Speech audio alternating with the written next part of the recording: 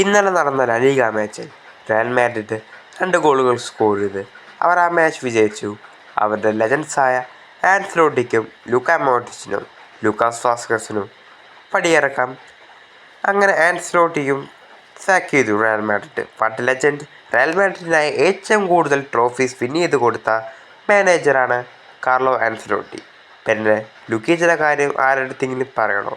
ആ ലുക്കീച്ചിയുടെ ഫെയർവെല്ലിൽ ടോണി ക്രൂസും പങ്കെടുത്തിട്ടുണ്ടായിരുന്നു. ഇതാണ് റയൽ മാഡ്രിഡിനായി ഇറങ്ങിയ മാച്ചിലെ സ്ക്വാഡ് ആൻഡ് റിസർവ്സ്. പിന്നെ കിലിയൻ എംബാപ്പയാണ് റയൽ മാഡ്രിഡിനായി 2 ഗോളുകൾ സ്കോർ ചെയ്തത്. ആദ്യത്തെ ഗോൾ വന്ന വഴി റയൽ മാഡ്രിഡിനായി അനുകൂലമായി കിട്ടിയ ഒരു പെനാൽറ്റി കിക്കിൽ കിലിയൻ എംബാപ്പെ സ്കോർ ചെയ്തു.